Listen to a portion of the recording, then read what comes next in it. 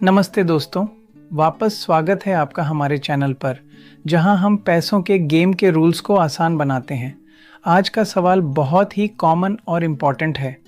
अगर मैं 5 लाख रुपए म्यूचुअल फंड्स में 10 या 20 साल के लिए इन्वेस्ट करूं और मान लें 15% का रिटर्न मिले, तो मेरी जेब में आखिरकार कितना पैसा बचेगा? क्योंकि जो नंबर आप कैलकुलेटर में देखते हैं वो आपकी एक्चुअल परचेसिंग पावर नहीं होती, उस पर टैक्स की कटौती होती है और इन्फ्लेशन की चपेट भी होती है। सबसे पहले हमारे असम्पशंस को सेट कर लेते हैं।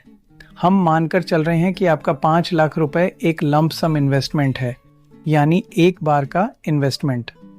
हम एक्सपेक्टेड रिटर्न मान रहे हैं 15% सालाना, जो इक्विटी म्यूचुअल फंड्स के लॉन्ग टर्म एवरेज के करीब है। लेकिन याद रखें, पास्ट परफॉर्मेंस फ्यूचर का इंडिकेटर नहीं होती, फिर भी हम मान के चलते हैं।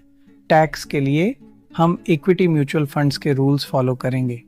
1,25,000 का एग्जेम्पशन, उसके ऊपर के प्रॉफिट पर 12.5% long term capital gains tax लगेगा। और इन्फ्लेशन के लिए हम एक कंजर्वेटिव फिगर 6% ईयरली मान रहे हैं। Let's calculate the raw future value without any deductions. पहले हम बिना किसी डिडक्शन के फ्यूचर वैल्यू निकालते हैं।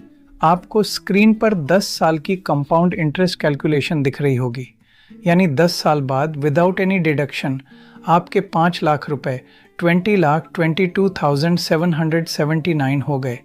अब आपको स्क्रीन पर 20 साल की कंपाउंड इंटरेस्ट कैलकुलेशन दिख रही होगी, यानी 20 साल बाद विदाउट एनी डिडक्शन आपके 5 लाख रुपए 81,83,269 हो गए। 10 साल में 20 लाख प्लस रुपए और 20 साल में 80 लाख प्लस रुपए। क्यों? होश उड़ गए आप लोगों के।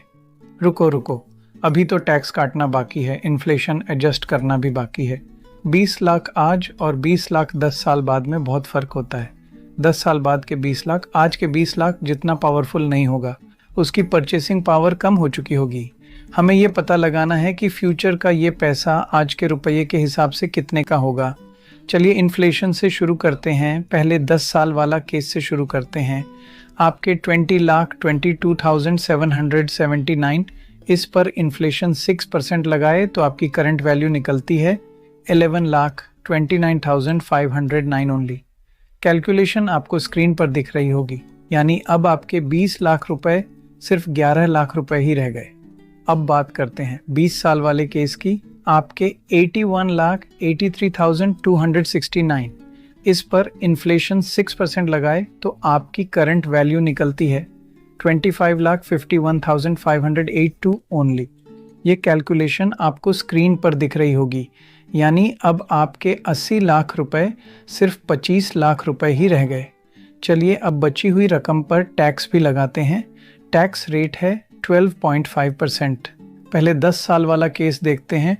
टैक्स फ्री लिमिट एग्जेम्पशन है 1,25,000 रुपये। इन्फ्लेशन एडजस्ट करने के बाद जो पैसा बचा है उस पर टैक्स लगेगा, यानी 11,29,509 पर जो टैक्स लगा है वो है 63,000। कैलकुलेशन आपको स्क्रीन पर दिख रही होगी। टैक्स देने के बाद हमारे पास 10,66,000 बचता है। अब बात करते हैं 20 साल वाले केस की। टैक्स फ्री लिमिट एग्जेम्पशन है 1,25,000 रुपये ही है।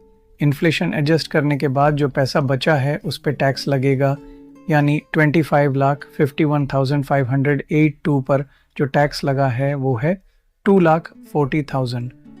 कैलकुलेशन आपको स्क्रीन पर दिख रही होगी। टैक्स देने के बाद हमारे पास 23 लाख के आसपास बचता है। क्वेश्चन था 5 लाख रुपए म्यूचुअल फंड्स में 10 या 20 साल के लिए इन्वेस्ट करूं और मान लें 15% का रिटर्न मिले, तो मेरी जेब में आखिरकार कितना पैसा बचेगा? तो 10 साल बाद सब कुछ कटकटा के 10,60,000 होंगे आपके पास। मतलब ये आज के 10 लाख जितने पावरफुल होगा तब। और 20 साल बाद सब कुछ कटकटा के 23 लाख होंगे आपके पास। मतलब ये आज के 23 लाख जितने पावरफुल होगा तब। आपने देखा कि 20 साल में 5 लाख 23 लाख बन जाता है। ये कंपाउंडिंग का जादू है और यही लॉन्ग टर्म इन्वेस्टिंग का सबसे बड़ा सुपर पावर है। Inflation is a silent killer. ये आपके रिटर्न्स को धीरे धीरे खा जाता है, इसीलिए आपको इन्फ्लेशन को बीट करने वाले रिटर्न्स चाहिए।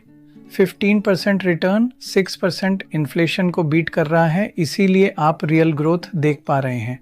अगर आपके रिटर्न परसेंट कम होती तो आपके रियल रिटर्न और कम होते, तो इसलिए सोच समझकर अच्छे फंड्स में ही इन्वेस्ट करें।